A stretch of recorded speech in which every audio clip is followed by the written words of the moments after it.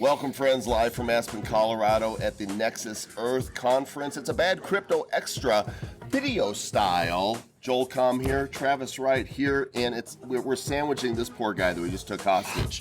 Yes, we are here with the one and only Max Keiser. You may have seen him on Russia Today on the Keiser Report, along with his wonderful co-host Stacey Herbert. Max, thank you so much for joining us today, good sir. Also famous for the rolls, right? Yeah, Keiser rolls. Yeah. That goes back hundreds of years. Love those on sandwiches. I disrupted the bread market hundreds of years ago. Delicious. With the roll, the Keiser roll. The bread chain. The bread chain was introduced, the croissant, we did it all. Tell our viewers a little bit about what you do. With the TV show that I did? Yeah, the show. The big shoe. Yeah, the Keiser Report's been on RT for 7 years now. We were the first to introduce Bitcoin to the world on a mainstream network in 2011 when it was $3 a Bitcoin. We were the first to talk about Ethereum, the first to talk about Litecoin, we were the first to talk about lots of stuff. So we've kind of brought Bitcoin to people all over the world. Wherever I go, people stop me and say, you know, thanks to you, I bought Bitcoin at $7, $10, $15. Thank you, and it's changed lives. So it's been very rewarding in that sense. Where were you when I wanted to buy it? $3 and $10. Well, RT, you know, because it's considered to be dangerous, is not broadcast in the U.S. as much as it should be. So as a result, a lot of people missed out on the Bitcoin revolution because America is afraid of any competition, whether it's in fiat money or media. Therefore, the fault lies with the U.S. government's inability to foster competition. You know, the U.S. has become an oligopoly. It's become a kleptocracy, and there need more competition, both in fiat money and in media. So, sadly, there are people all over the world that got the word before Americans, simply because the U.S., particularly Wall Street, is very frightened about what we talk about on the show, and you see that now with the response of Jamie Dimon and Bitcoin. Again this morning. Yes. Again. So I don't want to hijack your show, but... no, hijack away. Talk away. about what he said this morning. Well, Jamie Dimon, you know, a year and a half ago or so. You're a big fan. He's a big fan of Jamie Dimon. Right? By the way, CEO of JPMorgan Chase. That's Jamie Dimon. Yeah, you know, he's a long-term Wall Street scoundrel, lawbreaker, serial fraudster. A scallywag, even? He's a scallywag. He's shyster. And, you know, 18 months ago, he said that Bitcoin was going to eat Wall Street's lunch. And, you know, so he sounded the alarm. And the bank tried to patent Bitcoin competitors 170 times already. They're trying to fight it in the intellectual property route, the way that the Digital Millennium Copyright Act, the DMCA, tries to fight copyright. And that's a whole other issue that I'd like to get into sometimes, is how copyright laws are onerous. But anyway, but they can be used in the court to shut down speech. And so he's trying to use patents to shut down crypto. So that all failed.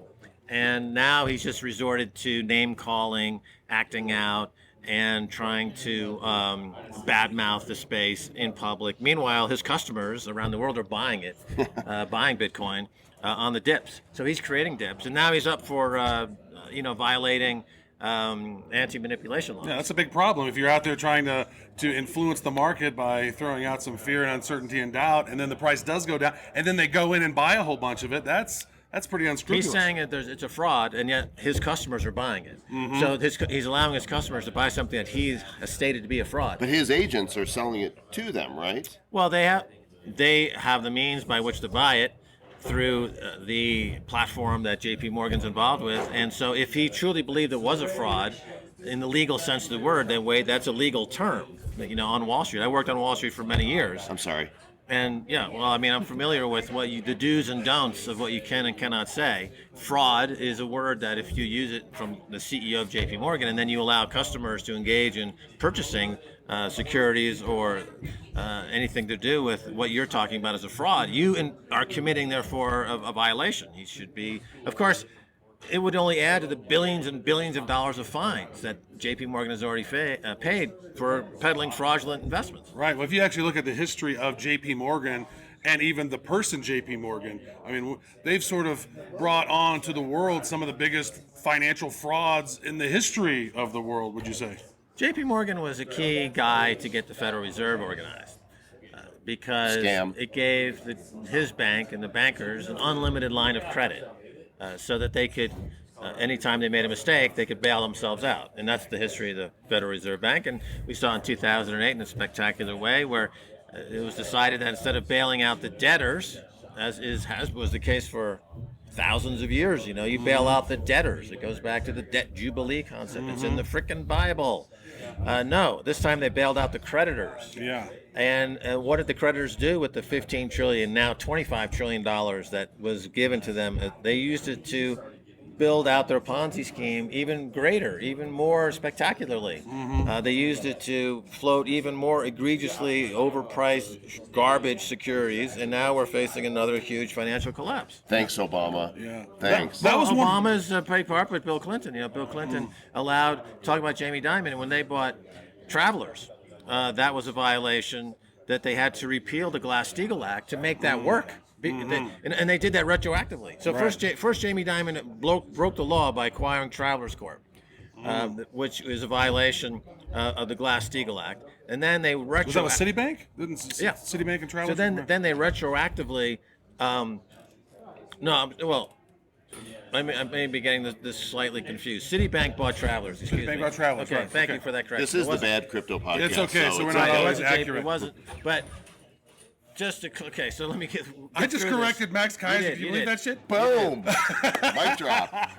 That's why you guys are like getting to be number one in the space, right? Thank you. You assume I be think number it's our one. dashing good looks. But Yeah. I think it's Joel's jokes. So anyway, Clinton allowed for a retroactive law to be changed to allow that merger to take place. And no, there wasn't Jamie Dimon that time, but okay, he's part of the industry, but that's my point. Okay. So what he talked about this morning, saying that it's fraudulent, was that governments will shut it down. So I have a 2-point question for you. One, is there a chance that could happen? We see it, China's kind of on the brink.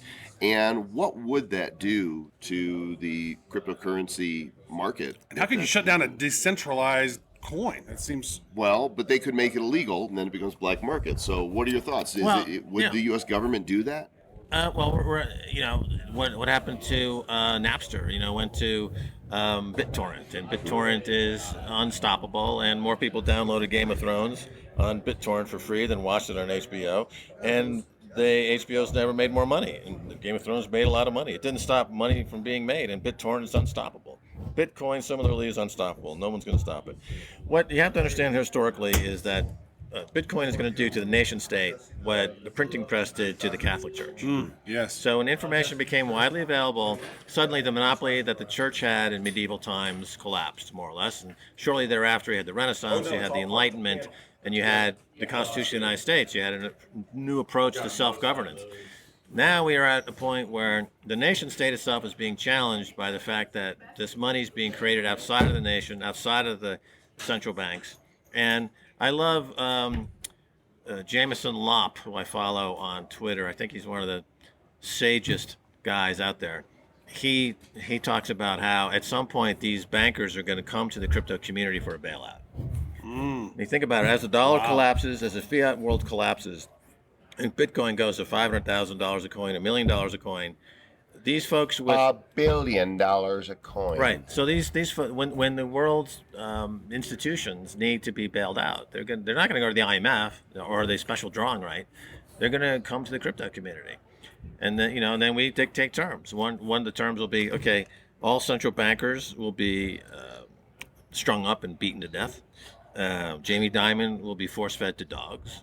And that stuff Big like dogs, that. little dogs. Will there Big, be vicious dogs. peanut butter involved? There's no penalty too severe for that financial terror. Historically, they would actually... That's what happened to those people who would do those big crimes to humanity. They would actually, rid drawn and of them. quartered. Yeah. You know, get medieval on them. Yeah. You know, there has to be a deterrent. If you're JPMorgan and you break the law, and the deterrent is that you pay a fine with other people's money. Yeah. That's not a deterrent. 2008, there was all these criminals in, with the crash, and nobody really got penalized. They had a little bit of slap on the hand, but there was nobody jailed, was there? No. Interesting history to that is that the crimes of 2008 mirrored the crimes of the savings and loan scandals of the 1980s. And what happened in the 1980s? Did they reform the system to prevent those crimes from happening again? No. They reformed the system to make what was illegal at that time legal. So the 2008 crisis was a repeat of the savings and loan. The institutions realized that they could commit massive fraud, and they were guaranteed to get a bailout the way that the federal insurance schemes are set up. That's the scandal. But they made that legal during the previous 20 years. So when Lloyd Blankfein or Jamie Dimon says, well, what we did was technically not illegal. Yeah, that's right, because you changed the laws to make Was it the first Bush that did that, or was it Reagan, or was it Clinton? Well, in the 1980s, of course, it was the period of Reagan, and the great deregulatory push of Reagan. Clinton pushed a lot of, they brought in the repeal of Glass-Steagall. They also brought in the Commodity Futures Modernization Act, which changed the status of derivatives from being instruments of gambling to being bona fide investment instruments. So this is basically a free-for-all. There is no rule of law at all on Wall Street. There are no laws. There's no rules. And as Eric Holder, former Attorney General of the United States, said, these banks are too big to prosecute. The law doesn't apply to them. So it's two-tiered system, basically, right, exactly. for the legal and system. I interviewed him. He's getting off a plane in Washington. We ambushed him. And I said, do you have any guilt about the tens of thousands of Mexicans that got beheaded and murdered because HSBC, you allowed them to launder money for the Sinaloa cartel? And he's like, the Fast and the Furious deal? Yeah. Well, got the drugs, the guns were going to Mexico. But the HSBC set up actual boxes that were in the shape of $1 million briefcase bricks to allow the drug cartel, to launder money at the cambios that were owned by HSBC. What did he say? He denied that he had blood on his hands, because I said, you've got blood on your hands. And then this was after a 10-minute interview in which we were laying out the case for why he was essentially allowing for massive law breaking. And then he started to run away like a little, Say what you want to say. He scurried away. This is an explicit rated show. In a frightened manner, he ran away, any bully would. Yeah. So, do you know Matt McKibben? D3? Yeah, the 360. Yeah. D3. Okay. So I talked to Matt a couple weeks ago at an event in San Francisco, and he said there will be 1 million tokens in the years to come. That everything's going to be tokenized, and that this all the altcoins that a lot of people are like, well, there's 1,000 listed on CoinMarketCap already. How do we keep track? And ICOs are coming out like crazy. Do you concur with that? That there's going to be in maybe 10 years 1 million different tokens that serve just about every niche? There could be. There's already thousands. If you look at the securities market, stocks and bonds and forex market and derivatives, there are tens of thousands of instruments all over the world. I think the more important trend is the interoperability of these tokens to work together, like the Lightning Network now, which is they're engaging in cross-blockchain. Atomic swaps? Yeah. Okay, I think that... We have to do this. Is that it? Yeah, you got to do that? Okay. See, that to me is incredibly important, because if you have a token and it's a niche token and it's for something local, but you can plug into this global crypto network and do swaps and do trades. And does that make you a fan of Litecoin, or are you a Bitcoin purist? Well, I try to focus on, because my media platform is big, I try to just push the biggest coin, which is Bitcoin, and then leave it to people to explore for themselves the other coins. Because what I found out that when I start talking about the other coins, it moves the price around. Not as much in the last year or two, but going back 5 or 6 years, like I talked about Litecoin on my show, it was 5, and we said, it could go to 50, and it went to 50 in a week. And so that's, it's a bit, I don't want, the volatility has to be taken into consideration. Got a market mover here. Right. With great power comes great responsibility. Yeah. Well, so I just focus on Bitcoin, and this way people can drill down and look at the other coins. That's kind of their gateway coin into the crypto world. Right. That's one of the things that we like to do. We like to explore some of those ICOs. I have a couple of questions for you, and they're two different things. So one, I remember listening to your show back in I think 2010 or 2011 when you were doing Crash JPMorgan, buy silver, Crash JPMorgan, and silver went from like $20 to $50. And I remember buying silver up in that time, and I was all super bullish. I have lots of silver. I love silver. He's a pirate. I'm a big pirate, and some of that thanks to you.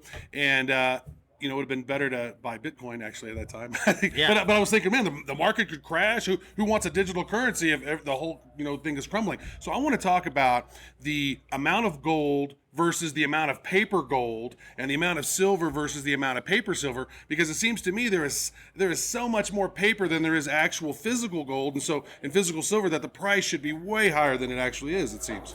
Well, that's the con in the silver futures market is that, and the gold futures market is that the traders on Wall Street are able to sell futures contracts into the market that they are creating uncollateralized. It's called naked short selling. Uncollateralized naked short selling. Right. So if I'm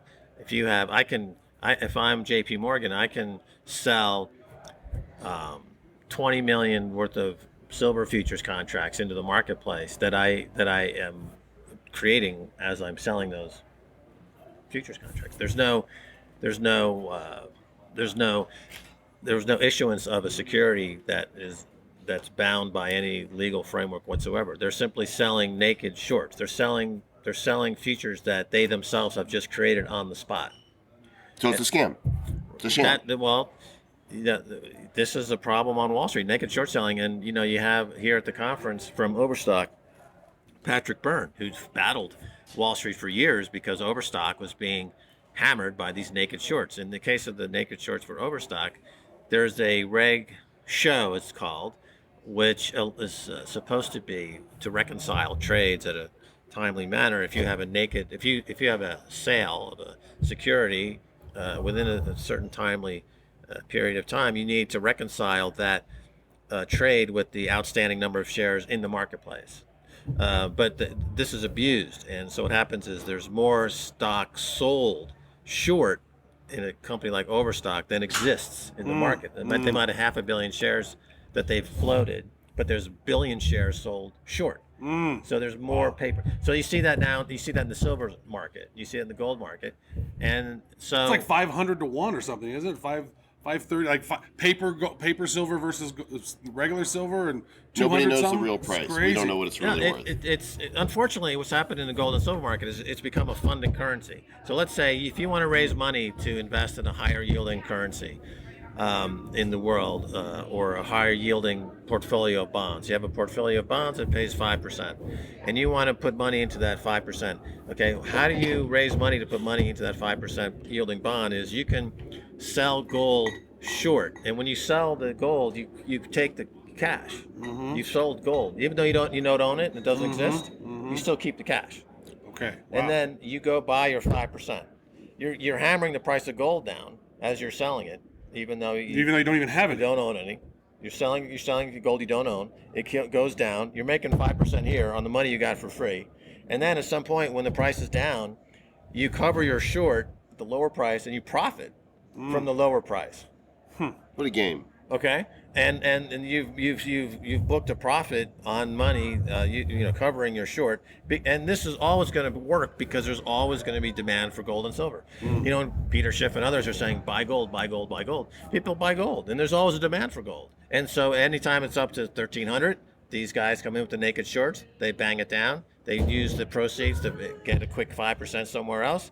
The price goes down to a level where it's, people are going to start buying it again. They cover their short, and they make the quick buck there. And so this is the problem with the precious metals. This is why precious metals are stuck in this trading range. They're not moving. Bitcoin doesn't really have that, is not deep. The market is not deep. You don't have that institutional ability to manipulate the price. So it's a free market. And what does it show? Bitcoin's price shows that there is actually inflation in the world today. People say there's no inflation, but yet food price going up, education is like doubled and tripled, healthcare is doubled and tripled. There's real inflation. They've had quantitative easing 1, 2, and 3, and they put so many billions of dollars into circulation that obviously, you'd think if they put 4 times as much money in, the price of gold should have at least, match that. But Right. it stayed steady in the amount of money that's actually gone in. So we see that Bitcoin, but Yeah. not gold, for the reasons I just said. Now, I want to ask you about assets and tokenizing gold and silver. And I want to ask about, because you mentioned it real briefly, the IMF and the SDR, the special drawing rights. Now, is there, because I've read some stuff, I like going down rabbit holes and kind of checking out how these things work. And so I came across a couple of companies. One was AC Chain or something. There's some other ones, and they're tokenizing assets. Mm-hmm. And if the IMF is coming through and doing some special drawing rights and then tokenizing everything and creates these super master nodes or whatever, is there a way for them to, confiscate all of our value if everything becomes tokenized and everything has to go through their system? Is that something that you? Well, that's a centralized approach, which is, Bitcoin is a decentralized approach. So it's always going to be more desirable than any centralized approach. The IMF can tokenize all they want. You can create a gold-backed crypto coin and all you want, but it still the gold has to be verified by a third party. How do I know that the gold you say is in the vault backing your crypto is actual gold? I have no idea. It has to be verified. Right. So therefore, why even have a crypto? Why bother? That you're using the wrong technology incorrectly.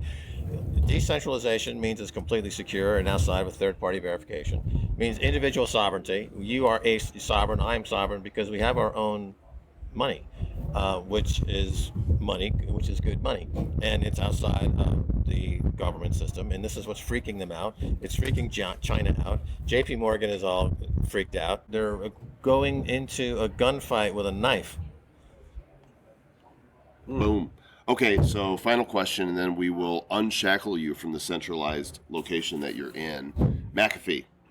John McAfee? Yeah. Yes. So, everybody knows by now. He said Bitcoin, 500,000 in 3 years, or there will be an unholy meal on national television. I don't care so much what you think about him. What do you think about his prediction? Well, you see, getting into I said in 2011, when I went to this conference in Prague, with Amir Taki was there, I was there, Stacy was there, and Rick Fuckvinia was there from Stockholm. And Rick he invented the Pirate Party. And he made a presentation about why Bitcoin would go to $100,000 a coin. Remember, this is when it was 3. And he laid out his case, basically, that Bitcoin begins to be used by various markets, the Forex market, central bank market, strategic reserve market, store of value market. And it'll capture a percentage of global Forex market. If it captures even 1 or 2%, you're talking about $100,000 per coin. And I said on our show, I feel very comfortable with that prediction. And I've said since then, that's my target, is 100,000 per coin. And the rate of, it's compounding. Bitcoin's compounding at a rate of just under 1% a day. So if you extrapolate that number, you end up getting to your various price points. John McAfee is a guy who's done battle in the corporate world, and also he's done battle with states, Belize, it's a well-known story. Right. And he's somebody like the guy from Patrick Byrne from Overstock, who has seen the dark side of both corporate governance issues and the state. And so, he's going all in on Bitcoin, and he is a media savvy guy who knows that part of the adoption rate of Bitcoin is media coverage. The media covers it, the Google search gets high, people buy into it, now they're vested in it. Once you're vested in it, your opinion is going to be representative of your vested interests. So then you have a pullback because it's overbought. Then all the media says, oh my God, it's a crash, blah, blah, blah. Then the core adopters say, we don't care because our price basis is 7, right? So then it starts to make a move again. Then the media comes in, and then you have the cycle keeps repeating itself over and over again. So the media is a key part of it. And John is great in that he is hitting the media button hard to get the word out, because he brings in new users. Right. And the new users are forming the base. And the bigger the base, the stronger the messages gets out there. the more resilient the coin is. And I think five years ago, and I was talking to Roger Ver last night, and we were chatting, as you do, and With the Jesus of Bitcoin. yes, and, but nevertheless, he is a pillar of the community, For and sure. as he pointed out, that maybe 5 years ago, some state, like a China, could have come in and messed things up by taking control of the mining, what have you. But now it's just the cat's out of the bag now. It's too late. So either Satoshi is just a vision from the, he's just worked this out so brilliantly. It is a brilliant concept, and it's now the various states around the world are waking up to the fact that they are facing a challenge to their power. I mean, think about China. China is an authoritarian state. They're all about censorship and total keeping it. You can't say certain words. Or the Great Firewall of China, and they came out and said we're going to ban it. The market was like. Well, they also said a few months ago that they were going to create our own. Like the People's Bank of China said, we're going to create our own Chinese cryptocurrency, right? And then they're trying to ban Bitcoin or ban the exchanges and ICOs. Who knows what they're really doing though? We don't know for sure. But the market's saying, we don't care. So what? Right. They imagine that it must be a real come down. Like China, I think may have thought of themselves as having some influence in this, but they don't. Because Japan says, oh, we'll take the business. South Korea, we'll take the business. Switzerland, you can pay taxes in Bitcoin in Switzerland. People are going to want to trade. They want to do business, and Bitcoin is the best way to do it. It's the best money to do it. It's the best rail to do it. Best transaction to do it. And if you don't want to be part of the 21st century, go back to the farm, Chinese people. We helped you. America got you off the farm by allowing you to abuse our currency. There's always rice. Manipulating the dollar. Okay, so now you've got the middle class in China. Okay, now if you reject Which Bitcoin, has exploded in the last 20 years. If you reject Bitcoin, then go back to the farm. America giveth, America taketh away. China. Okay, you don't play ball with us. Back to the paddy fields for you. Go away. We don't want you. You stink. And the market didn't actually. It tanked a little bit, but then it came right back up to around $4,000, right? Yeah. So. Are we going to be plateaued here for a while? I notice every other sort of spike has been a boop, and then it's come down a little bit, and then a boop, and then it's come down a little bit. Are we going to be in for a plateau for a while? You think? I think the 3,000 print was the interim low. I don't think maybe on an intraday basis you'd see a move under 3,000, but no, I think that was the interim low. I think 10,000 is doable the next year because the things that I know for sure. Banks continue to commit massive fraud and will need a bailout. Deutsche Bank is technically insolvent. It's got $1 trillion derivatives portfolio. It's going under. It's being held up by vapor from the central banks. 2, debt continues to skyrocket. 3, the U.S. dollar is being rejected all over the world. The U.S. dollar is losing its world reserve currency. So the fiat world is crumbling before our eyes. So that leaves really just 2 outcomes, gold or Bitcoin.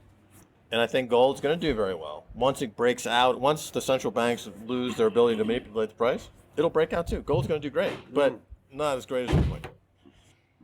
Well, on that note, Max Keiser, Russia Today, is it RT?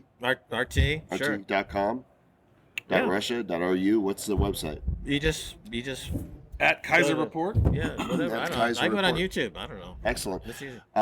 We have some worthless token of our own called Badcoin. Oh, excellent. And we're going to get with you and figure out how we can send you 1 million of them. That's nice. Because they're utterly worthless. For now. But even Dogecoin was worthless at the beginning, right?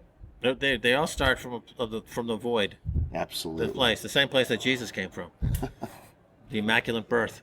Thanks for joining us today. Oh, we got to go. Okay. That's so awesome, man. Really appreciate it, man. That's great. Thanks, all right. Super. Hey, bye, y'all. Thank you, buddy.